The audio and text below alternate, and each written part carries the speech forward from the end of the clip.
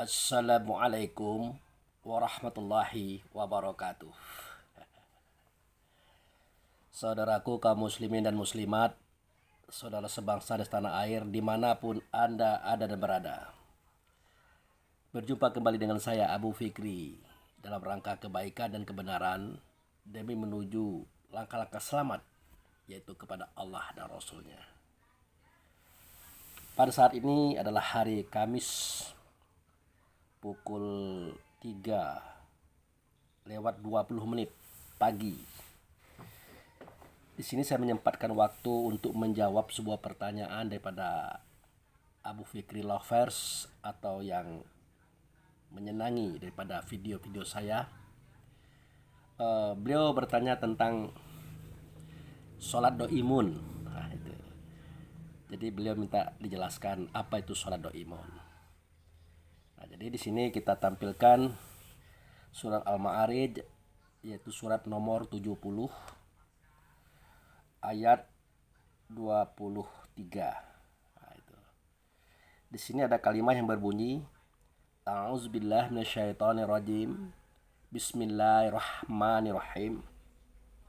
Allazina hum ala salatihim daimuna. Jadi ini bahasa Arabnya. Jadi orang-orang yang selalu berada di atas sholat. Nah, daimun itu artinya berkepanjangan, selalu, dan tidak putus-putus. Jadi sholat itu ada tiga kelompok. Tapi sebelum kita bercerita tentang sholat yang tiga kelompok, ya kita jelaskan kembali pengertian sholat itu sendiri. Jadi sholat itu adalah menghubungkan rasa diri kita kepada Allah, melalui wasilah atau perantara, yaitu Nabi Muhammad Rasulullah Sallallahu Alaihi Wasallam. Walaupun sebagian dari saudara kita mengatakan wasilah itu tidak ada, tetapi kita yang beretika tetap menggunakan wasilah. Bukan berarti saya mengatakan mereka tidak beretika, tidak. Tetapi mengatakan bahwa kita yang beretika selalu menggunakan wasilah jika kita ingin berhadapan dengan Allah. Kenapa sedemikian? Seketika waktu berhubungan dengan Allah itu datang, maka selalu dikumandangkan azan atau memperdengarkan seruan Allah dan Rasul. Nah, setelah azan kan ada doanya itu yang berbunyi Allahumma Rabba hazihid da'wati tammah wassolatil qa'imah ati, ya itu dia, Muhammadani wasilah wal fadilah. Kan begitu bahasanya. Ya Allah yang memiliki seruan yang sempurna, yaitu sholat yang akan didirikan, hadirkanlah di engkau Muhammad sebagai wasilah atau perantara antara aku dengan engkau ya Allah. Nah, itu. Jadi kita minta Muhammad itu dihadirkan, dinyatakan, dimunculkan pada kita, supaya kita bisa berhubungan dengan Allah di dalam sholat. Itu dia. Nah, cerita ini kan ada pada surat Al-Maidah ayat 35. Kan dijelaskan juga bahasa wasilah ini. Ya ayyuhallazina amanu taqullah wabtahu ilaihi wasilah. Nah, itu dia. Hai orang bertakwa, hai orang beriman, ya bertakwalah kamu, ya. Kemudian cari oleh kamu sesuatu yang menyambungkan kamu, yang menyampaikan kamu kepada Allah. Itu maksudnya wasilah. Wajahadu fi sabilihi la'alakum tuflihun. Dan berjuang kamu untuk mendapatkannya. Dan jika kamu bertemu dengannya, maka kamu pasti menang terhadap dirimu sendiri. Karena pada diri inilah kejahatan itu ada, keburukan itu ada, kemaksiatan itu ada. Tidak pada yang lain. Nah, yang lain itu hanya untuk menggoda-goda saja. Kalau kita mau, oke, berarti kena. Kalau kita tidak mau, ya tidak. Tetapi yang dalam diri ini itu yang susah. Jadi kalau melawan orang lain itu tidak sulit kita menepiskannya. Tapi kalau untuk melawan diri sendiri itu susah. Kita ke kamar dia ikut, kita kemana-mana dia ikut, dia selalu berbisik-bisik, akan begitu. Nah, itu. Jadi itu tadi. Nah kemudian di ayat lain dikatakan wasta'inu, meminta tolonglah kamu, ya, wasta'inu bisubir wassalah, meminta tolonglah kamu kepada Allah dengan sabar dan sholat. Nah kita artikan ya dengan sabar, ya kita harus sabar, ya tidak begitu. Nah, jadi kita minta tolong kepada Allah itu ya dengan sabar. Apa itu sabar? Sabar itu adalah nama Allah. Di mana nyata nama? Itu nyata pada Muhammad. Muhammad itu yang sabar. Di mana? Di dalam sholat. Ya. Innahala kabirah ilal khosi'ina. Sesungguhnya ya meminta tolong kepada Allah dengan sabar, dengan Muhammad tadi di dalam sholat itu sangat berat. Di mana beratnya? Pertama kali untuk meyakini pelajaran ini itu berat. Karena dia menuntut akal kuat, akal tinggi, akal yang besar, sehingga mampu melahirkan daya pikir yang hebat. Karena orang muslim itu harus begitu. Tidak bisa kita ya terima-terima saja, ya dengar-dengar saja, lihat-lihat saja, tidak bisa. Kita harus meneliti setiap apa yang kita terima, kita pelajari. Nah itu menggunakan waktu dan energi serta kemauan yang kuat. Kalau kita malas-malas tidak dapat. Nah sementara bagi kita yang suka malas-malasan, menganggap cukup dengan apa yang kita amalkan sehari-hari. Padahal itu ibarat naik mobil, kita baru menekankan kontak. Artinya kita baru masukkan kunci pada kontak. Jangan-jangan belum on, tetapi kita sudah merasa sampai di tujuan. Itu yang mengerikan. Itu yang mengerikan saudara. Makanya belajar itu sangat penting. Menuntut itu sangat perlu. Jangan tidak. Maka orang muslim, orang yang ingin selamat, wajib hukumnya mereka menuntut ilmu. Kan begitu kata Allah dan Rasul. Menuntut ilmu itu adalah suatu kewajiban bagi setiap muslim, bagi setiap mukmin. Nah begitu. Nah jadi kembali kepada cerita soal doibun tadi. Ya, kalau untuk meminta tolong kepada Allah dengan sabar, ya sabar itulah Muhammad di dalam sholat, itulah wasilah, sudah kita jelaskan. Nah sekarang kita masuk kepada sholat doimun. Sholat doimun itu apa Pak Abu Fikri? Nah itu pertanyaannya, tolong jelaskan. Ya insya Allah saya bilang nanti akan saya jawab di video. Jadi setiap pertanyaan itu kalau saya jawab di di ketikan HP ataupun di WA itu kan enggak sempurna gitu ya, enggak memuaskan gitu. Maka saya mencoba menjawab itu di video-video gitu. Nah, ini surat Al-Mu'arij itu surat nomor 70 ayat 23. Jadi orang-orang yang selalu berada di atas sholat. Ya, jadi selalu berada di atas sholat itu artinya orang-orang yang merealisasikan, ya, mewujudkan, menyatakan secara real apa yang dia yakini seketika dia melaksanakan sholat. Itulah sholat doimun. Itu sholat doimun. Jadi sholat doimun itu adalah realisasi daripada seseorang itu sholat atau tidak. Makanya hati-hati kita. Kita yang rajin sholat, rajin sembahyang, rajin ke masjid, rajin baca Quran. Kalau suara kita, kata kita, perbuatan kita tidak mencerminkan sebagai seorang yang sholat, sudah ketahuan kalau dia itu tidak sholat doimun. Tidak sholat doimun.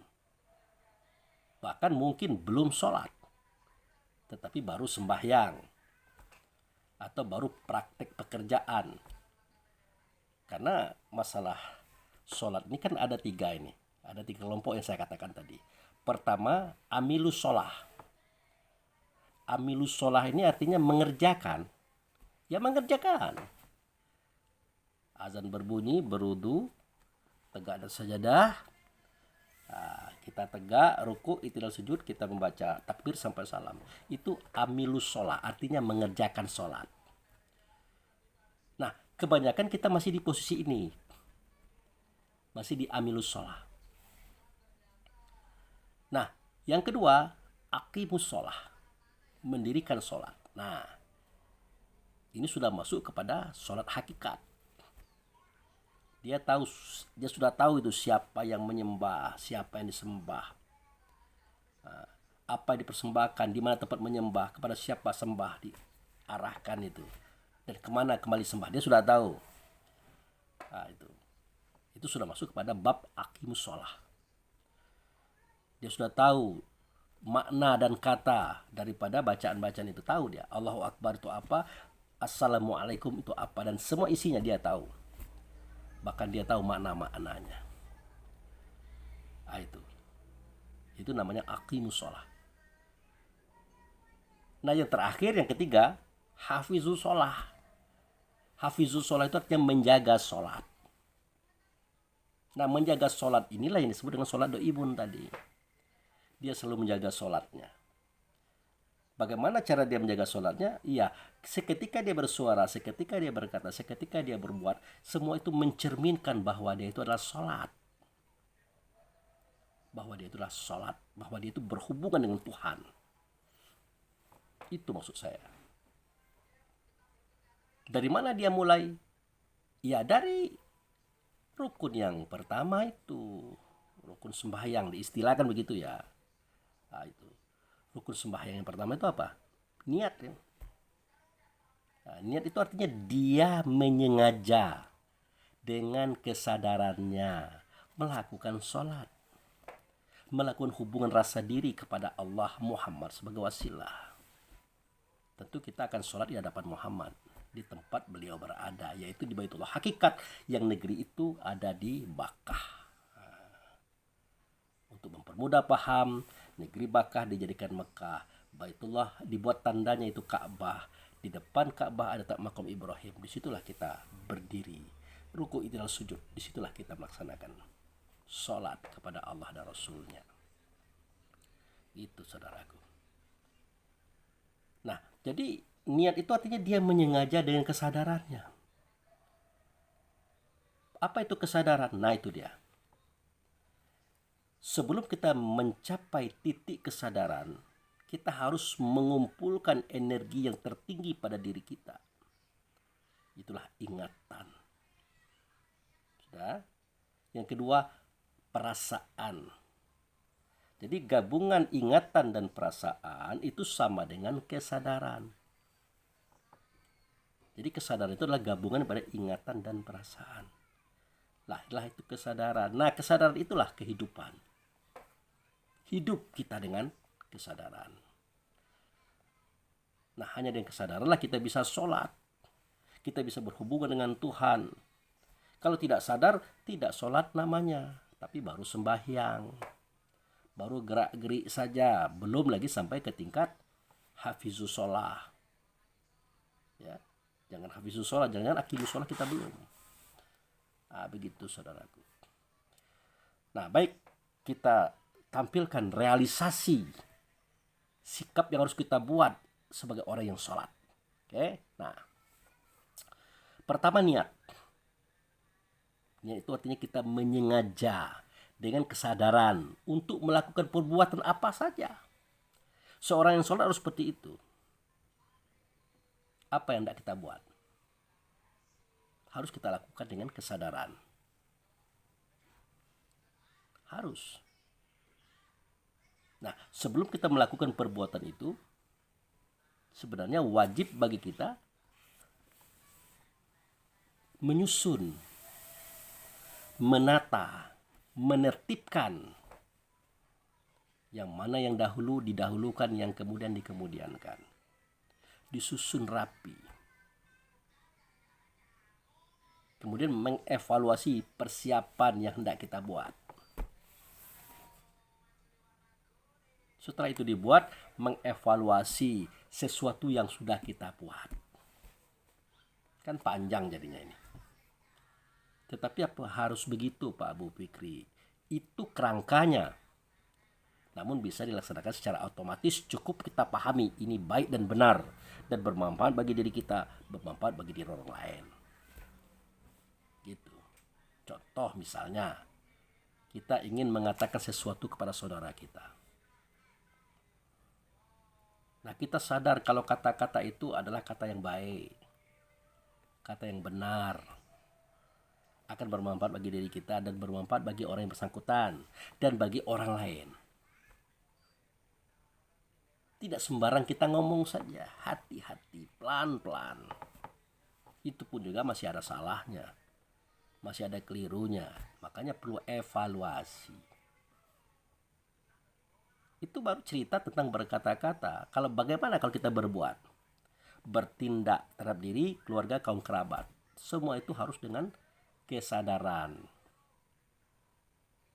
Nah, melaksanakan sesuatu dengan kesadaran itu salah satu daripada bentuk sholat do'imun yang disebut dengan niat tadi. Itu. Nah, yang kedua, rukun sembahyang 13 apa? Ya, perbuatannya adalah tegak berdiri betul. Nah, tegakkanlah pendirian itu di tempat pembetul-betul. Nah, tegak berdiri betul itu artinya tegakkanlah pendirian itu di tempat pembetul-betul. Jadi pendirian itu berasal dari kata diri. Diri itu ditegakkan di tempat yang betul, yang benar, sesuai dengan kehendak Allah dan Rasul. Jangan melenceng. Itulah disebut dengan inna sholati wa nusuki wa mahyaya wa mamati lillahi rabbil alamin. Sholatku, ibadahku, hidupku, matiku bagi Allah. Nah, artinya aku persembahkan kepada dia yang bagi Allah. Itu siapa? Itu Muhammad. Caranya bagaimana? Ya, kita harus bersifat dengan sifat Muhammad, biar kita bisa menyerahkan itu kepada Muhammad. Kalau kita sifatnya tidak sama dengan sifat Muhammad, tidak sinkron, nyangkut dia. Makanya wajib pada kita itu sifat Muhammad. Yang namanya sidik, amanah, tabligh, fatonah itu wajib. Kan sudah jelas dalam pelajaran kita kan ada itu. Islam itu titah daripada Allah. Sifat pada Muhammad, wajib pada kita sifat itu. Apa titah Allah? Ya ayyuhallazina amanu hittaqullaha haqqa tuqatih wa la tamutunna illa wa antum muslimun. Hai orang beriman, bertakwalah kamu dengan sebenar-benar takwa. Jangan sampai kamu mati, jangan sampai kamu ditemukan oleh Israel sementara kamu belum sampai ke negeri selamat. Nah, mana itu negeri selamat? Ya, negeri selamat itu mandakallahu kana amin. Kalau kamu masuk ke rumah itu, maka amanlah kamu, selamatlah kamu. Nah, ternyata negeri selamat itulah negeri Bakkah yang di dalamnya ada Baitullah. Nah, realisasi sholatnya itu ya seperti yang saya katakan tadi. Ya, wa min haitsu kharajata fawali wajhaka shatral masjidil haram. Dari mana saja kamu keluar, dimanapun kamu berada, hadapkan wajahmu ke Masjidil Haram. Ada apa? Nah, di tengah Masjidil Haram itu ada tanda Baitullah, namanya Ka'bah. Maka berlakulah kalimat yang berbunyi falyabudu rabb hadzal bait. Kau sembah Tuhan di rumah ini. Dia menunjuk kepada Ka'bah. Artinya kita berada di tengah-tengah Masjidil Haram itu menghadap kepada Ka'bah. Itu yang disebut dengan Fatahizumi maqama Ibrahimus sholah. Nah, kamu ambil sebagian maqam Ibrahim, kamu sholat di situ. Apa itu maqam Ibrahim? Tempat tegak Ibrahim, bukan kuburan, tempat tegak. Nah, itu terletak di depan Ka'bah. Nah, itu. Jadi ya boleh kita di sini, boleh kita di seberang sana, di kanan, di kiri, silakan saja. Yang penting hati kita yang padanya ada kesadaran, yang di dalam kesadaran itu ada ingatan dan perasaan, di situ mestinya. Mulai pada takbir sampai kepada salam. Nah, itu artinya tegak berdiri betul. Kita tegakkan diri kita. Kita tegakkan pendirian kita di tempat pembetul-betul. Sudah betul pun di situ dibetulkan, apalagi yang salah. Nah, itu. Nah, disitulah kita mempersembahkan rukun sembahyang 13 yang disingkat dengan inna sholati wa nusuki wa mahyaya wa mamati lillahi rabbil alamin. Sesungguhnya sholatku, nah itu hubunganku ya, ibadahku yaitu perbuatanku yang baik-baik, Nah, hidupku itu roh, matiku itu tubuh, semuanya hari ini kupersembahkan kepadamu ya Allah. Nah, diserahkan kepada Allah, tapi yang menerima apakah Allah? Bukan, tapi wujud serta Allah. Itulah wasilah. Muhammad yang menerima, saudara. Untuk apa? Ya untuk dicuci, untuk disesah, untuk digodok. Itu yang dimaksud dengan wa naza'na ma fi sudurihim min ghillin tajri min tahtil anhar. Di tempat yang mengalir air di bawahnya itu adalah air Zam-Zam. Di situ kami cabut penyakit hati dalam dada mereka. Itu tujuan kita mempersembahkan diri kepada Allah dan Rasul di tempat itu, supaya disesah, dicuci, dicabut penyakit hati, sehingga wajah ini terang, tidak ada kebencian pada siapapun, tidak ada iri dengki sama siapapun. Silakan mau kaya, silakan mau pintar, silakan mau sukses, silakan. Kami bahagia, kami gembira melihat Anda saksi. Kami bahagia melihat Anda sukses dan berhasil. Itu. Jangan kita lihat orang kaya, mayun, sukses, mayun, orang berhasil duluan daripada kita timbul iri dengki. Tidak boleh begitu. Iya, tidak boleh. Itu tandanya kita belum sholat, belum disebut penyakit hati. Akibatnya apa? Nah, itu dia. Kalau penyakit hati ini belum dicabut oleh Allah dan Rasul, nanti dia fazadahumu. Apa itu fazadahumu? Nah, fi qulubihim marada fazadahumullahu marada. Itu. Dalam hati mereka itu ada penyakit, maka Allah tambah penyakit itu. Di mana tambahnya? Ya di fisik. Karena di hati sudah penuh, maka ditambahlah di fisik, di badan, di jasad. Akhirnya kita jadi orang penyakitan. Sakit kepala, sakit dada, sakit tulang, sakit semua. Nah, itu efek daripada semua itu penyakit hati itu. Nah, maka kalau kita sayang dengan tubuh badan jasad kita, ya jangan penyakit hati, biar nanti dia sehat. Nah, tapi Pak Bu Fikri, kami ini sering pegal-pegal, jalan capek, begini begitu. Nah, ditanya umur Bapak berapa? Umur saya 60, 70. Wah iya, wajar lah.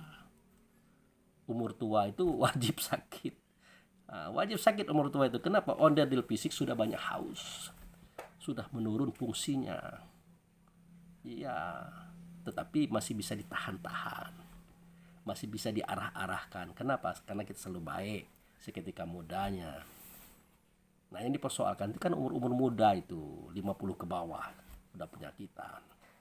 Nah, itu yang sering bersoal dalam masalah fi qulubihim marada fazadahumullah marada. Itu saudaraku. Gitu. Nah, yang kedua adalah tegak berdiri betul. Kan? Nah, itu apa? Takbiratul ihram. Tapi Pak Bu Fikri, tegak berdiri betul realisasinya bagaimana? Nah, ya, oke, saya lupa. Jadi tegak berdiri betul itu artinya kita selalu berdiri di tempat yang benar. Misalnya ada diskusi, nah, ternyata si A itu benar, si B itu keliru. Nah, kita harus tegak di si A, gitu. Misalnya persoalan kurang adil, nah maka kita tegak di tempat yang adil. Nah, walaupun mungkin kita disakiti oleh orang itu, ternyata dia adalah benar, kita harus membenarkan dia. Jangan kita salahkan. Kita tidak mau tidak adil hanya gara-gara kita tidak suka dengan orang itu. Jadi tetap kita adil. Contoh, misalnya kita pemilihan jadi ketua RT, kita dikalahkan dan kalah gitu ya. Nah, orang itu tidak memilih kita, bahkan menjelek-jelekkan kita. Tapi suatu ketika dia punya kasus dan kita lihat dia benar. Jangan sampai kita melampiaskan perasaan buruk kita. Wah, Anda tidak benar. Oh, memang salah Anda. Tidak begitu. Orang yang salah tidak begitu, saudara. Ya tetap dia yang benar dia benarkan, yang salah dia salahkan gitu. Nah, tidak peduli dengan persoalan orang itu dulunya begini begitu kepada kita, itu tidak masalah, itu tidak urusan. Kita tetap menegakkan kebenaran itu, menegakkan kebaikan itu. Kenapa? Karena kita tegak berdiri betul dalam sholat. Begitu, saudaraku. Apalagi kalau kita salah, kita tutupi kesalahan kita. Itu parah, nama itu parah. Ya kalau kita memang salah, ya ngaku sajalah. Kita clearkan, minta maaf, kan sederhana, selesai itu. Oh tapi tidak cukup minta maaf, ada juga tetap dihukum. Ya tidak apa-apa dihukum. Risiko kita bersalah kan hukuman. Tidak perlu kita cari kambing hitam, tidak perlu. Tahu kambing hitam? Artinya ya menutup-nutupi dengan cara menjelek-jelekkan orang lain. Tidak boleh. Orang yang sholat tidak begitu. Gitu. Nah, sudah tegak berdiri betul, sudah takbiratul ihram. Apa itu takbiratul ihram? Ucapannya adalah Allahu Akbar. Allah Akbar. Siapa Allah? Allah zat. Siapa Akbar? Akbar sifat. Akbar itu artinya terbesar. Besar itu kan sifat itu. Kecil itu sifat. Nah, besar itu sifat. Akbar itu terbesar, itu sifat. Allah zat, Akbar sifat. Disebut Allah yang nyata Akbar. Dicari Allah yang tanpa Akbar. Jadi besarkanlah Allah melalui Akbar. Besarkanlah Akbar melalui yang ada pada diri kita. Itu turunan Akbar. Ruh itu, diri kita 9 diri itu turunan Akbar. Turunan Muhammad itu. Maka dia mengatakan ana abul arwah wa Adam abul bashar. Aku bapak ruh. Semua ruh akulah asalnya. Adam itu bapak tubuh. Kenapa? Adam terbuat dari tanah. Tubuh kita terbuat dari seripati tanah. Tapi roh Adam itu anakku, kata beliau. Berarti roh itu, diri kita 9 diri itu adalah turunan beliau. Besarkan Allah melalui membesarkan Muhammad. Besarkan Muhammad melalui membesarkan anaknya yang ada pada diri kita. Itulah kita. Ya besarkan dia, jangan dikecilkan. Muliakan dia, besarkan dia, agungkan dia, sucikan dia, jangan dihinakan. Caranya Pak Abu Fikri, nah itu yang penting. Ya, jangan melakukan kesalahan, jangan melakukan dosa. Ya jangan salah dan dosa, keliru pun jangan. Karena orang-orang yang keliru, orang yang salah, yang berdosa itu terhina, saudaraku. Terhina. Coba begini, kita sebagai karyawan, kita ambil uang bos masuk kantong, ambil uang bos masuk kantong. Nah, seketika itu belum ketahuan, kan biasa-biasa saja, nyaman-nyaman saja. Tetapi setelah dia tahu kalau kita mengambil uangnya, kan timbul rasa takut, cemas, malu, terhina. Terhina dia. Nah, itu yang disebut dengan memperkecil dia, mengerdilkan dia, menghinakan dia. Tentu ayahandanya itu juga merasa terhina oleh karena ulah kita sendiri. Tuh, jangan. Apalagi kalau kita sampai berpacaran dengan istri orang, kalau kita sudah beristri, ketahuan dengan istri kita, ketahuan dengan suaminya, ribut, malu. Malu itu akan mengecilkan dia, mengerdilkan dia, menghinakan dia.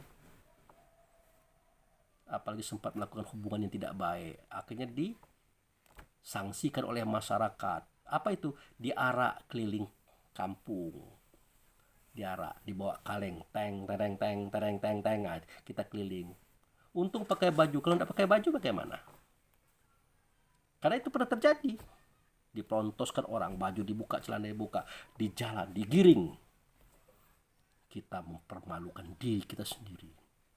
Tanpa kita sadarkan, tanpa kita sadari, yang malu lagi daripada itu adalah Muhammad. Yang malu lagi daripada itu adalah Allah. Jadi kalau kita mengatakan subhanallah, subhanallah, subhanallah, jangan ngomong saja. Maha suci Allah, maha suci Allah. Bagaimana mensucikan Allah? Allah sudah maha suci, bagaimana mensucikan dia? Kita tidak bisa. Nah, cara mensucikan Allah, sucikan Muhammad. Cara mensucikan Muhammad, sucikan yang turun daripada Muhammad, itulah diri kita itu. Baru klop subhanallahnya, ya, baru klop Allahu Akbarnya. Itu sholat doimun. Nah, kita membesarkan turunan Muhammad yang ada pada diri kita. Intinya diri kita itu, saudara, dimuliakan. Tuh. Kan ada pada surat Al-Alaq itu, warabukal akram, ikra warabukal akram. Bacalah, Tuhanmu muliakan. Bagaimana cara memuliakan Tuhan? Tuhan sudah mulia kok. Muliakan Allah, itu caranya. Muliakan Allah, itu caranya. Nah, bagaimana cara memuliakan Allah? Muliakan Muhammad. Bagaimana cara muliakan Muhammad? Muliakan turunannya ini. Nah itu dia. Iqra warabukal akram. Bacalah, lihatlah, dengarlah, rasakanlah. Muliakanlah Tuhanmu dengan cara memuliakan apa yang ada pada diri kita daripada Tuhan dianya. Ya jangan diri kita saja dimuliakan, orang lain muliakan juga. Tetangga muliakan juga, masyarakat muliakan juga. Kenapa? Karena dalam dada mereka ada yang sama dengan kita. Jangan menghinakan istri, anak, keluarga, kaum kerabat. Tidak boleh. Maka kita perlu diajarkan cara bersuara yang baik, berkata yang baik, ramah tamah, dengan kebijakan. Boleh marah? Boleh. Seketika kita harus marah, ya marahlah. Kenapa? Karena marah itu adalah energi, tenaga, ujung tombak. Tidak pula kita adem ayem, potonah-potonah. Tidak begitu selalu. Saat kita marah, ya marahlah. Iya, kalau memang harus marah. Tapi kalau bisa jangan selalu marah. Kalau bisa. Kan begitu. Nah ya, nah itu. Jadi Allahu Akbar itu realisasinya adalah muliakanlah diri kita, diri orang lain. Jangan dihinakan, jangan dicaci maki, apalagi direndahkan, dijatuhkan. Jangan. Oke, apalagi? Sudah, niat sudah, tegak beribetul sudah, takbiratul ikram sudah. Yang keempat apa? Membaca Al-Fatihah. Ya, membaca Al-Fatihah itu kan dia membaca. Membaca itu artinya mendengar, melihat, merasakan keberadaan Al-Fatihah. Nah, kita lihat di kitab Quran ini ada bacaannya. Bacaannya ada di sini, yaitu berapa ayatnya? 7. Berapa tandanya? 7. Adakah di sini 7? Nah, ada, pada kita ada 7. 7 ayat, 7 tanda Tuhan ada di kita. Apa itu? Itulah dia. Qadirun, letaknya pada otak, tulang dan urat. Maridun, pada daging kulit bulu. Alimun, pada hati. Hayun, pada jantung. Samiun, pada telinga. Basyirun, pada mata. Mutakalimun, pada lisan atau lidah. Gitu. Nah, baca itu. Arti baca itu, saudaraku, awasi. Awasi pemikiran kita sewaktu dia berpikir. Awasi tulang kita seketika dia berdiri. Awasi urat kita seketika dia bergerak.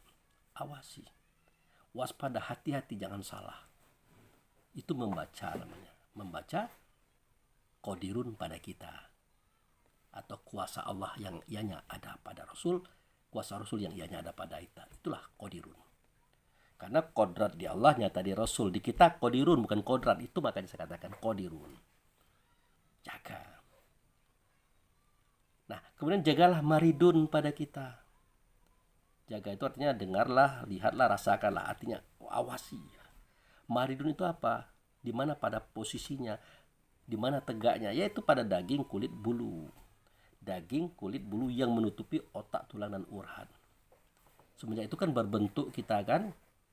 Ada kepala, ada bahu, ada tangan, ada dada, ada badan, ada kaki. Semuanya terbentuk setelah ada daging, kulit, dan bulu serta roma pada kita. Apa yang terjadi? Nah, yang terjadi adalah kehendak, irodat. Irodat di Allah nyata di Rasul kita maridun. Makanya maridun yang saya kata tadi.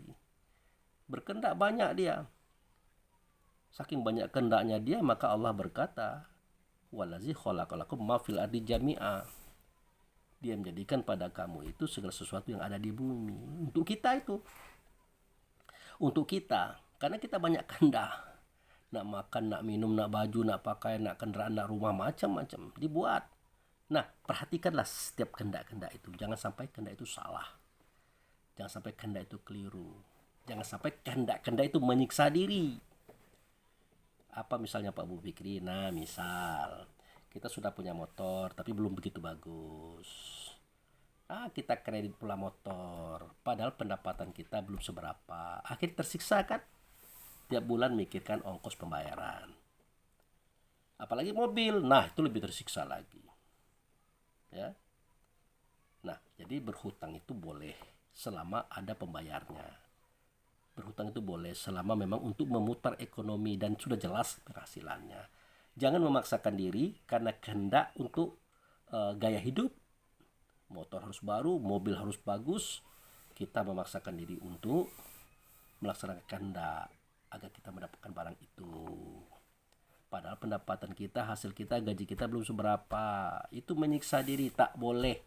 Kembali nanti roh itu tersiksa gara-gara hawa nafsu kita. Tidak boleh. Menyiksa roh kita sama dengan menyiksa Muhammad. Menyiksa Muhammad sama dengan menyiksa Allah gitu. Walaupun Allah dan Muhammad tidak akan mungkin tersiksa oleh kita, tapi sama artinya. Begitu saudara. Dan sekali-kali jangan pernah kita memisahkan kita dengan Muhammad, Muhammad dengan Allah. Harus kita pikirkan itu. Maka saya katakan membahagiakan hati, ya, atau ruh tadi sama dengan membahagiakan Muhammad, sama dengan membahagiakan Allah. Makanya ikra wa rabbukal akram, baca Tuhan memuliakan. Begitu cara memuliakannya itu. Kita muliakan ruh kita muliakan ruh orang lain. Nah, itu cara memuliakan. Nah, seketika kita menghinakan roh kita, menjatuhkan roh kita, menghinakan roh orang lain, menjatuhkan roh orang lain, berarti sama dengan menghina Muhammad, sama dengan menghina Allah.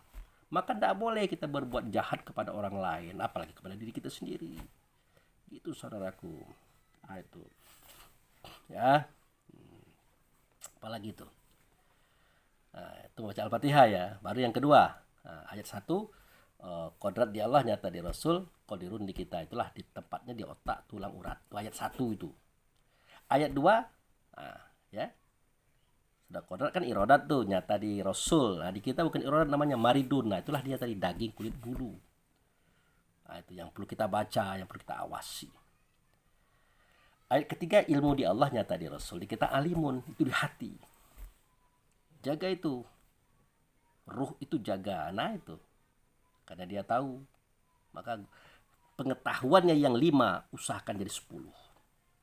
Pengetahuannya yang 10 usahakan 15. Sampai 100, sampai 1000, sampai 1 triliun pengetahuan. Nah, salah satu bentuk menjaga atau membaca alimun tadi yaitu meningkatkan kualitas dan kapasitas dia. Itu makanya kita harus sekolah, SD, SMP, SMA, kuliah. Nah, itu. Kami tidak sekolah Pak Abu Fikri. Bagaimana? Tidak ada salahnya. Kan bisa baca-baca buku, diskusi-diskusi dengan orang lain. Kan bisa saja. Karena inti sekolah adalah mempelajari. Inti mempelajari untuk mendapatkan pengetahuan. Agar ruh ini banyak wawasannya, banyak pengalamannya, mudah dia mencapai jalan-jalan hidupnya. Karena ilmunya banyak, pengetahuannya banyak. Kan begitu. Nah, itu cara membaca ayat yang ketiga, ya. Jadi ilmu di Allah, nyata di Rasul, di kita alimun. Itu menunjuk kepada ruh kita. Ruh itu tuh namanya alimun juga. Itu nama kita juga, itu alimun. Dari mana Pak Abu Fikri tahu? Nah, kan gitu ceritanya itu. Nah, lu kan pernah saya ceritakan tuh. Nama kita yang pertama adalah Nur. Ya. Nah, dikatakan Nur itu karena kita dizohirkan, ya, dibangkitkan daripada Muhammad. Muhammad itu nur Allah, kita adalah nur Muhammad. Itu nur. Seketika menyaksikan Allah, nyata Muhammad, nama kita mukmin. Seketika ditiupkan, nama kita ruh. Seketika terpari, nama kita insan. Seketika menampung soal, nama kita akal. Seketika mencari solusi, nama kita fikir. Seketika menimbang, nama kita hayal. Ya, menimbang manfaat mudarat itu hayal. Seketika merangkumnya, nama kita paham. Seketika mengeksekutor, nama kita alimun atau ilmu tadi. Itu nama kita semua. Gitu saudaraku ya. Nah, kita santai saja. Kebenaran akhir-akhir ini banyak kegiatan, agak capek-capek dikit ya. Tapi ya lah, ada pertanyaan kita jawab, ada pertanyaan kita jawab, seperti itu. Kemudian hayat di Allah, nyata di Rasul, di kita hayun. Nah, itu ayat keberapa Pak Abu Fikri? Nah, itu ayat keberapa? Ya hitung sajalah. Mulai pada Qadirun, Maridun, Alimun, Hayun. Nah, berarti ayat keempat. Ya, ayat keempat. Nah, bagaimana cara membaca ayat keempat ini? Ya diperhatikan ya. Diselusuri dan jangan sampai lepas daripada kontrol. Apa namanya hayat? Di kita hayun. Di mana tempatnya jantung. Nah, jadi hidup ini jangan disia-siakan. Karena hidup ini terbatas, umur ini terbatas. Jangan sia-siakan. Ada waktunya untuk diri kita sendiri, untuk keluarga, untuk kaum kerabat, untuk Allah dan Rasul. dan untuk istirahat. Ya jangan melulu itu artinya jangan semuanya untuk Allah dan Rasul semuanya, enggak juga mau Allah dan Rasul seperti itu. Untuk keluarga semuanya enggak mau, untuk diri kita semuanya enggak mau, untuk masyarakat semuanya enggak mau. Pokoknya dibagilah diri kita, keluarga kita, masyarakat kita. Ya, Allah dan Rasul. Dan jangan lupa istirahat. Nah, istirahat itu perlu juga untuk memulihkan kembali energi kita yang sudah terkuras habis. Itu hayun. Ya. Kemudian sudah hayun apa? Samiun. Nah, jagalah pendengaran ini. Pendengaran. Kita kan kalau dengar orang menggunjing, mengupat itu kan senang kita. Buktinya rating yang ada di televisi itu kalau namanya kabar-kabari, check and recheck yang menceritakan aib orang dan sebagainya itu kita kan senang. Makanya naik rating televisi itu yang acara-acara gitu-gituan itu. Nah, itu kenapa Pak Bu Fikri kok kita senang ya dengar gunjingan-gunjingan? Karena manusia itu punya sifat ingin tahu. Itu pada dasarnya. Boleh-boleh saja kita senang dengan informasi, boleh-boleh saja. Boleh-boleh saja kita senang dengan gunjingan. Tapi ingat, bukan untuk kita gunjingkan pula. Ya, perhatikanlah kita ketika dengar orang bergunjing itu enak tuh. Nyaman kita itu. Tapi bukan untuk kita gunjingkan pula, sebagai gambaran, sebagai pedoman. Kita jangan sampai seperti itu pula. Kan cukup. Jangan nanti orang menggunjing, orang memfitnah, kita ikut pula menggunjing, kita ikut memfitnah. Itu tidak boleh. Ya, karena kita kan tidak lepas daripada masyarakat. Tidak lepas. Jadi tidak mungkin pula kita menolak orang berkata-kata, jangan bergunjing di sini, jangan mengumpat di sini, jangan memfitnah di sini. Tidak mungkin juga kita seperti itu. Ya, nah itu. Jadi pandai-pandailah kita meniti buih, karena buih itu sangat lembut dan gampang tenggelam kalau tidak hati-hati. Gitu. Itu samiun di kita itu di tempatnya di telinga itu dibaca. Kenapa lagi itu? Yang keenam ya. Basyir di Allah, nyata di Rasul, di kita basyirun itu di mata. Nah, jaga penglihatan itu. Bukan yang mata itu dijaga, penglihatan. Karena penglihatan itu ada di mata. Jadi antara mata dengan penglihatan tidak sama. Ainun itu mata, basyirun itu penglihatan. Artinya roh kita yang melihat pada mata itu dijaga. Makanya ketika kita melihat perempuan, mata kita lihat perempuan, tapi hati kita tidak ke sana. Ya. Sama dengan kita ini, kadang-kadang kan ada saudara kata, bukan saudara ya, saudari kita kan ditutup dengan cadar itu. Ditutup biar dia tidak terlihat oleh orang kecantikannya, biar orang lain tidak terpesona. Semestinya ya tidak mesti begitu juga. Memang betul zaman Nabi istri-istrinya bercadar. Situasi kondisinya kan waktu itu kan rawan. Laki-laki tidak bisa lihat perempuan. Kalau lihat perempuan langsung naik syahwatnya. Langsung action dia. Kalau tidak kuat action dia. Memperkosa dan sebagainya. Kalau sekarang kan tidak. Jadi kalau kita lihat perempuan itu ya boleh kita melihat. Tapi jangan memperhatikan, kata Roma Irama. Boleh saja memandang asalkan memperhatikan, kan gitu bahasa Bang Haji. Jadi memandang atau melihat itu ya normal, tapi memperhatikan itu tidak baik. Kalau berbicara tentang wanita. Gitu. Nah, kemudian yang ketujuh apa itu? Kalam di Allah, nyata di Rasul, di kita adalah mutakalimun. Berkata-kata itu posisinya di mana? Di lidah. Jaga lidah itu. Perhatikan lidah itu. Cek. Jangan sampai bebas. Silakan ngomong. Asal yang baik dan yang benar. Jadi setiap kata ada tempatnya. Setiap tempat ada kata-katanya. Disesuaikan. Jadi kata-kata itu disesuaikan pada tempatnya. Tempat itu disesuaikan dengan perkataannya. Ya kalau di saat kita harus ngomong, ya ngomong. Di saat kita harus diam, ya diam. Mentang-mentang kita pintar ngomong, rajin ngomong, orang lagi ceramah kita ngomong pula, jangan begitu. Itu salah paham namanya itu. Nggak boleh. Ya biarkan orang ceramah. Atau kita sedang berdiskusi. Biarkan mereka mengungkapkan semua perkataannya, kita diam. Ini tidak, dia berkata belum selesai sudah kita potong. Berkata belum selesai sudah kita potong. Itu tandanya kita tidak membaca ayat yang ketujuh. Ya. Sekaligus tidak doimun namanya. Karena orang-orang yang selalu imun itu kan begitu. Kalau ada orang ngomong dia dengar, enggak dia potong enggak. Nah, itu saudaraku ya, kalau ingin tahu bagaimana sholat doimun di bidang perkataan ya seperti itu. di bidang pendengaran seperti itu dan seterusnya pada penjelasan surah Al-Fatihah tadi. Nah, itu ruku ya, ruku. Nah, sewaktu kita ruku itu kita menyatakan apa?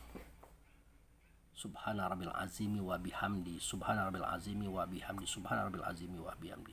Sikap ruku itulah sikap menghormati. Nah, itu kalau bahasa Minang itu ketek disayang, samo gadang diharagui, kok tuo dihormati. Nah, kan begitu orang Minang mengatakan. Artinya yang kecil-kecil itu disayang gitu nah. Yang sama besar itu dihargai, yang tua itu dihormati. Itulah pengertian ruku tadi. Nah, isinya adalah subhana rabbil azimi wa bihamdi.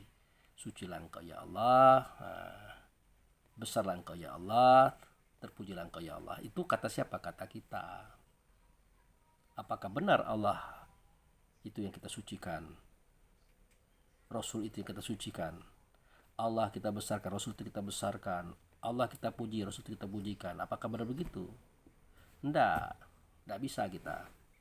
Kita tidak bisa mensucikan Allah dan Rasul, tidak bisa. Kenapa? Allah itu maha suci, Rasul itu maha suci. Kita itu tidak suci, bagaimana kita bisa mensucikan dia?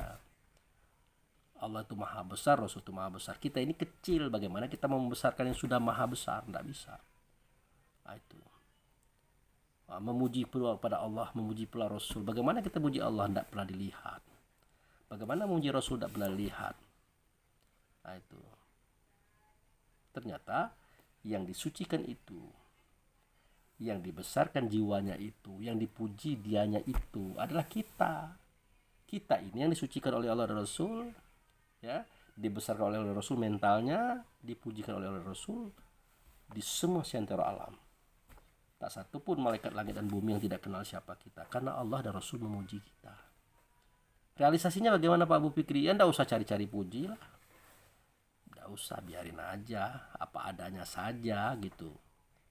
Nah, realisasi lebih dalam lagi, kalau dicaci orang, dihina orang, biarin saja. Memang kita hina, memang kita rendah, kan itu. Ini enggak, kalau dipuji senang, kalau dicaci sedikit marah. Itu berarti belum sholat imun, belum itu. Ya biarin aja, kan saya sering dicaci di dalam video tuh seringnya. Ini ngomong enggak dasar ilmu, dasar begini, ya enggak apa-apa, biarin aja. Memang kita tidak berilmu, ya kan? Memang kita tidak suci, memang kita tidak bagus. Cuman pengen berilmu, pengen suci, pengen bagus. Makanya kita berdekatan dengan Allah dan Rasul. Kan karena pengen itu tadi itu. Ya. Kemudian i'tidal, tegak. Sambil mengatakan sami Allahu liman hamidah, mendengar Allah terhadap dia yang memujikan. Nah, Allah mendengar terhadap dia yang memujikan. Siapa yang memujikan? Artinya Allah itu mendengar, Rasul itu mendengar, roh kita juga mendengar. Nah, dengarkanlah Allah, dengarkanlah Rasul, dengarkanlah suara diri kita. Kan begitu. Makanya kalau beriman kepada Allah dan Rasul itu tidak bisa. Karena Allah tidak nyata, Rasul tidak nyata. Lalu bagaimana Pak Abu Fikri? Dengarkan kata Allah dan Rasul. Wa aminu bima zaltu fikum musaddiqul lima ma'akum wala takunu awlan kafirun bih. Berimanlah kamu kepada dia yang ada pada kamu, dia itu kuturunkan. Janganlah kamu orang yang pertama kali mendustakan dia. Kenapa pertama kali mendustakan dia? Karena kita lah yang paling dekat dengan dia ini. Ini yang diturunkan oleh Allah dan Rasul ada pada kita. Roh itu saudara. Nah, apa fungsi roh pada kita? Untuk kita dengar suara Allah dan Rasul. Kata Allah dan Rasul, suruhan dan larangan Allah dan Rasul. Kita dengar di sini, maka diperintah kita percaya kepada dia. Bagaimanakah Allah dan Rasul itu berkata-kata Pak Abu Fikri? Apakah sama dengan kita? Jawabnya tidak. Rasul dan Allah itu tidak berkata dengan suara dan kata, tidak. Tapi dia berkata dengan rasa diri. Nah, seketika kita melakukan kesalahan, ada rasa mengatakan jangan. Ingin melakukan kebaikan, tiba-tiba orang kata dia laksanakan. Dia dengarkan suara itu. Nah, percayailah dia itu. Gitu. Makanya sami Allahu liman hamidah itu tidak bisa begitu saja. Harus dibuktikan dengan sholat imunnya. Sholat imunnya itu tadi. Mendengarkan suara Allah, mendengarkan suara Rasul yang ada pada dirinya. Itu baru sami Allahu liman hamidah. Nah, mendengar Allah terhadap yang memujinya. Allah mendengar yang memujinya siapa? Muhammad. Kita siapa? Nah, kita mendengar suara Muhammad, mendengar suara Allah di dalam diri kita sendiri. Percayalah kepadanya. Dan jangan pertama kali kamu menjadi orang yang mendustakan. Artinya disuruhnya kita bantah, dilarangnya kita terobos. Kalau begitu belum sholat imun. Bahkan jangan-jangan belum sholat kita itu. Gitu saudaraku. Apalagi sujud. Sujud. Nah, omongannya bahasanya gimana? Sujud itu kan merendahkan diri. Kening kita itu di lantai itu sejajar dengan kaki. Nah, kening kita itu sejajar dengan kaki. Maaf betul. Tinggilah tempat keluarnya kotoran kita ketimbang kepala. Saking menghinakan diri kita di hadapan Allah dan Rasul. Kepala kita itu di dalamnya otak itu tempat berpikirnya ruh, disitulah pemikiran segala sesuatunya muncul. Tetapi saat itu otak tadi, tempat berpikirnya ruh tadi, kepala tadi diletakkan sejajar dengan kaki, rendah daripada tempat keluarnya kotoran kita, saking menghinakan diri kita di hadapan Allah dan Rasul. Itu yang benar. Kepada Allah dan Rasul jangan sombong. Bukan hanya Allah dan Rasul saja, terhadap yang turun daripada Allah dan Rasul, yang ianya ada pada orang lain, tidak usah kita sombong. Kenapa sedemikian? Nah, dengarkanlah suara kita seketika kita sujud. Bahasanya bersama dengan ruku tadi. Kalau ruku subhanallah azimi wa bihamdi, ada azim di situ. Kalau ruku tidak azim lagi, subhanarabbil a'la wa bihamdi. Sucilah engkau ya Allah ya Rasulullah. Nah, tinggilah engkau ya Allah ya Rasulullah. Terpujilah engkau ya Allah ya Rasulullah. Nah, apakah benar kita mensucikan Allah dan Rasul, meninggikan Allah dan Rasul, memujikan Allah dan Rasul? Jawabnya tidak. Tidak.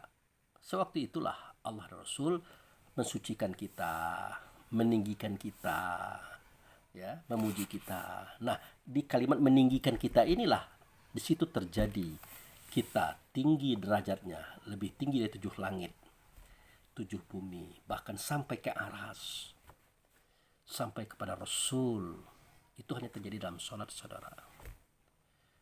Nah, itu makanya seketika kita sujud, waktu itulah kita dekat kepada Allah dan Rasul. Wasjud waqtarib. Kau sujud, maka waktu itu kau dekat dengan aku. Kan begitu. Nah, jadi kalau mau tahu jurus bagaimana kita akan diangkat oleh Allah, maka selalulah kita merendah. Jangan meninggi, jangan sombong. Tapi seketika kita mengatakan ketinggian kita, kebesaran kita kepada orang lain, boleh. Untuk apa? Untuk menjelaskan. Tapi bukan dengan dasar kesombongan. Untuk menjelaskan boleh. Misalnya Pak Abu Fikri, ya, ini kan ada kejadian kemarin nih. Nah, di mana kita selama ini selalu dipandang sebelah mata oleh teman-teman saudara-saudara kita dalam organisasi pengajian. Selalu disampingkan, tidak boleh ditampilkan. Selama ini begitu. Nah, itu. Tapi tiba-tiba instruksi dari pusat mengatakan bahwa beliau ini harus diangkat. Nah, seketika itu barulah mereka bertanya bagaimana pandangan Pak Abu Fikri untuk memajukan organisasi ini. Nah, ini baru terjadi loh, baru 2 hari yang lalu. Selama ini saya kan ditinggalkan. Nah, ditinggalkan, disisihkan. Ya, kita tidak juga merasa apa-apa ya, kalau kita ditinggalkan ya bolehlah, silakan, disisihkan tidak apa-apa. Tapi kita tetap berjalan kepada Allah Rasul, mengibarkan bendera organisasi. Kita ikatkan, kita tekadkan. Lalu kenapa terjadi perselisihan antara Pak Abu dengan yang lain? Ya mungkin karena berbeda kapasitas akal fikir. Itu saja. Berbeda pula cara kita berbuat berdasarkan akal fikir tadi. Nah, semestinya perbedaan itu adalah kekayaan, bukan musuh. Kekayaan dirangkul. Nah, kalau sekarang baru benar dirangkul. Nah, akhirnya ditanyakan bagaimana pendapat Abu Fikri supaya ini bisa maju organisasi ini. Nah, itu kan saya bilang sama mereka, coba lihat orang tua kita, ke luar negeri, kemana-mana menyampaikan kajian ini. Harapan beliau apa? Supaya ini berkibar. Hanya kajian yang seperti inilah yang akan menyelamatkan ruh setiap manusia, bukan kajian-kajian lain. Karena kajian inilah kajian tasawuf, kajian inti diri, saudaraku. Nah, untuk bisa seperti itu, jangan berkata, oh kita tidak boleh menyampaikan kajian ini keluar. Hanya kita-kita saja, tidak begitu. Kalau memang ini sebuah kebenaran, wajib hukumnya diuji kebenaran itu. Diukur kebenaran itu, biar diakui orang. Oh, kita tidak perlu pengakuan orang, makanya kita dapat fitnah. Lemparkanlah kajian ini kepada orang, suruh mereka mendengarkan apa yang kita sampaikan. Kalau ini memang sebuah kebenaran loh. Tapi dengan metode. Sampaikan, tapi jangan dikatakan. Kan begitu pelajaran beliau itu. Sampaikan, tapi jangan dikatakan. Ya boleh menyampaikan. Balighu ani walau haya itu kan itu maksudnya itu. Sampaikan walaupun satu ayat. Memang ayat saya satu, tidak ada duanya di sini satu. Kalau ada dua di tempat lain. Tidak ada saudara-saudara kita yang lain. Kan begitu. Ini enggak, kita takut menyampaikan kajian kita kepada orang lain. Kenapa kita takut? Apa alasannya? Oh, nanti dapat fitnah. Ya kalau belum fit jangan dulu. Ya, jangan dulu. Makanya kita harus punya pengetahuan, punya ilmunya. Kita harus belajar. Baca buku, jangan dimusuhi buku itu. Buku itu adalah hasil pemikiran orang banyak. Di antaranya ada yang bisa diambil, ada yang tidak. Kalau bisa diambil, ambil. Yang tidak, buang. Selesai. Nah, jangan sampai kita pemalas baca buku, kita katakan, oh di kaji kita ini tidak ada yang baca-baca. Oh, jangan begitu. Membaca wajib hukumnya. Kan gitu. Mendengarkan seminar-seminar orang lain wajib hukumnya. Loh, kok wajib? Ya wajib, berdosa kalau tidak kita dengar. Kenapa? Allah itu, Rasul itu kalau menyampaikan kebenaran, tidak mungkin dia datang kepada kita. Tidak mungkin. Pasti dia datang melalui orang lain. Masyarakat, maka dengarkan itu datang daripada Allah dan Rasul. Makanya saya katakan kalau itu benar itu daripada aku, kata Allah dan Rasul. Kalau itu salah itu daripada kamu. Nah, ambil yang benarnya saja. Mengambil yang benar daripada Allah dan Rasul itu wajib hukumnya. Ini enggak kita menutup diri, enggak mau baca buku, enggak mau dengar ceramah orang lain kita. Boleh dengarlah ceramah orang lain, enggak apa-apa. Ya. Enggak apa-apa, ambil yang baiknya, buang yang buruknya.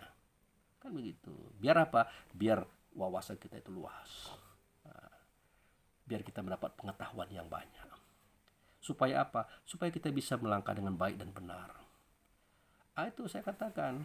Makanya kata saya, kalau nanti organisasi ini memang harus diperbaiki, khususnya di Kota Bengkulu, bangun akal, bangun fikir, majulah, kembangkanlah JMI. JMI itu singkatan dari Jamiatul Islamiyah, Perhimpunan Selamat. Ada yang dihimpun pada diri kita ini diselamatkan. Apa itu yang 7 tadi?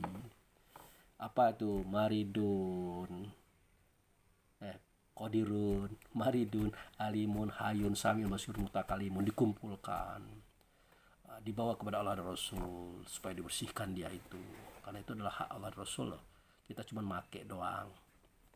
Dikumpulkan, diselamatkan dia bawa kepada tempat selamat.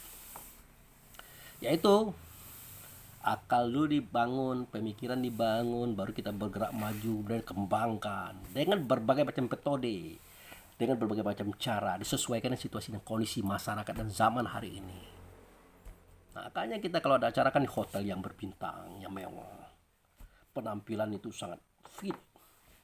Beliau tidak pernah pakai baju-baju biasa-biasa, enggak, pakai baju bagus, acara di hotel, ya. Umrohnya juga enggak sembarangan umroh yang mahal begitu. Mobil juga bukan mobil biasa, mobil yang mahal. Itu untuk mengangkat harkat, biar kita dipandang. Ini kan dunia ini kan memandang kepada kedudukan. Ya ciptakanlah kedudukan itu, kan begitu. Nah, jadi dengan adanya kita sujud tadi, maka kita dekat dengan Allah, ditinggikanlah kita dari 7 langit, ditinggikan sampai ke aras. Maka dekatlah kita dengan Rasul, maka dekatlah Rasul dengan Allah. Itu wasjud waqtarib, kamu sujud waktu itu kamu dekat. Apalagi duduk tahiyat. Nah, duduk tahiyat lah gitu. Nah, itu apa lagi? Membaca tahiyat. Duduk antara dua sujud ya, satu duduk tahiyat ya. Nah, kemudian membaca tahiyat. Nah, dalam tahiyat itu kita bacakan kalimat at-tahiyatul mubarakatuh sholawatu thayyibatulillah.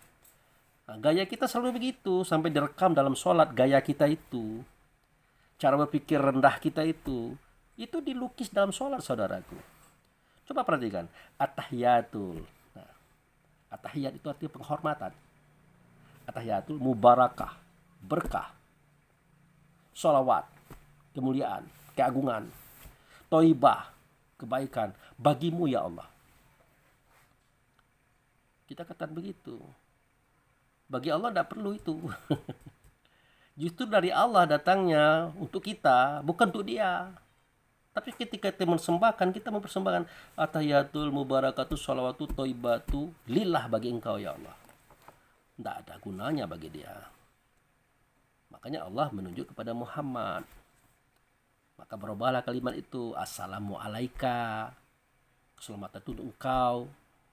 Kita pula ngomong keselamatan itu engkau wahai Rasulullah.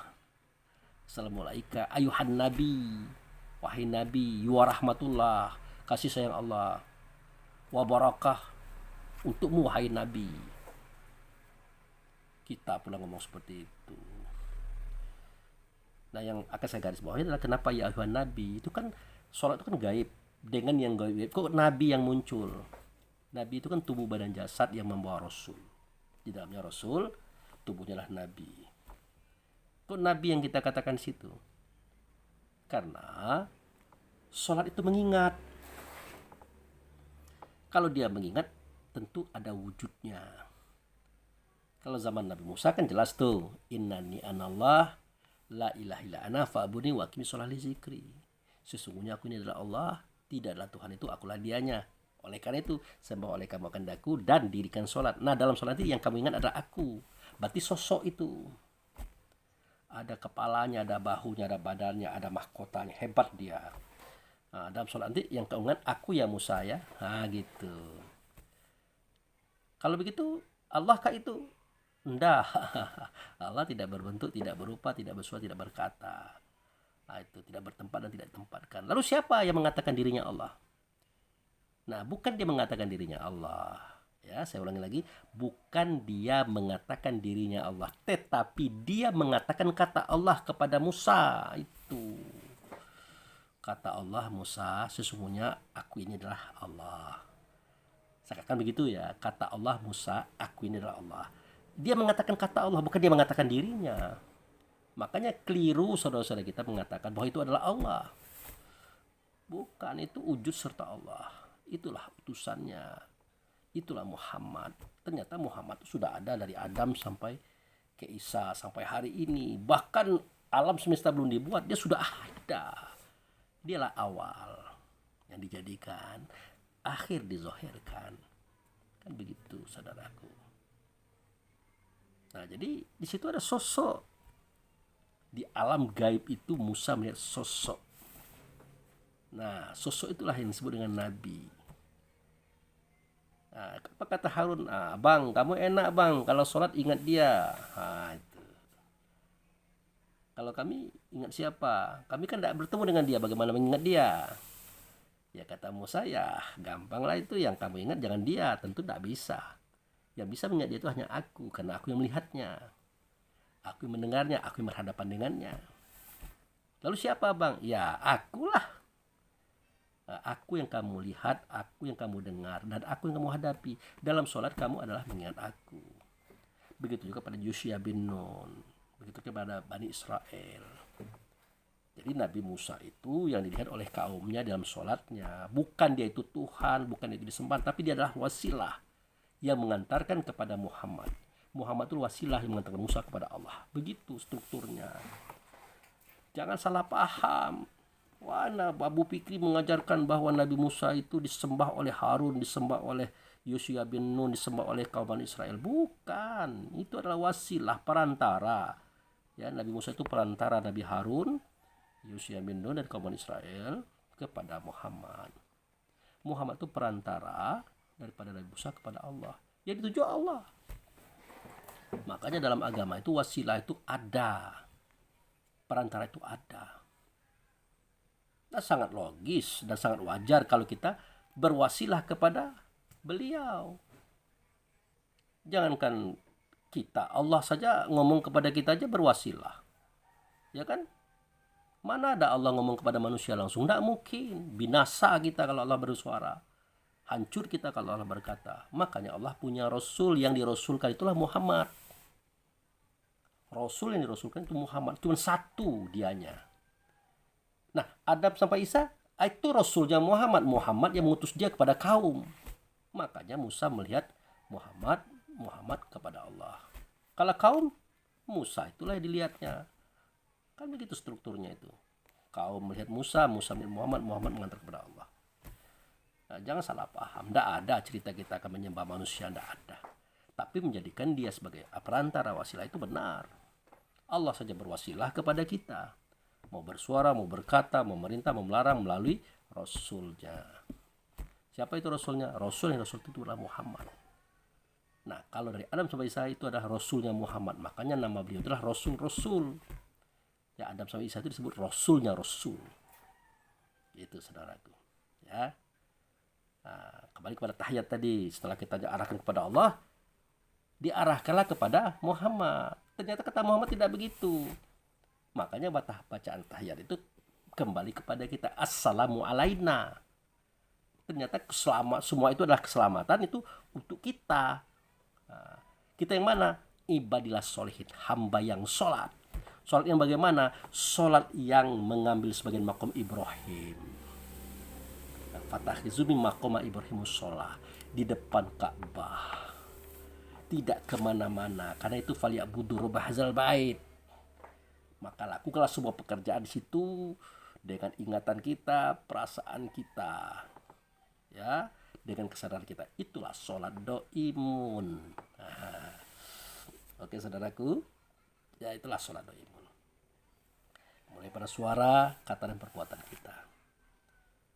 Lakukanlah dalam bentuk realisasi sholat itu sendiri. Jangan tidak. Kalau tidak berarti bukan sholat doimun. Jangan-jangan kita belum sholat sama sekali. Hanya baru sembahyang, baru geraknya sajalah gitu. Nah, saya katakan tuh, sholat itu ada 3 macam. Pertama, amilus sholah. Nah, amil itu perbuatan, gerak.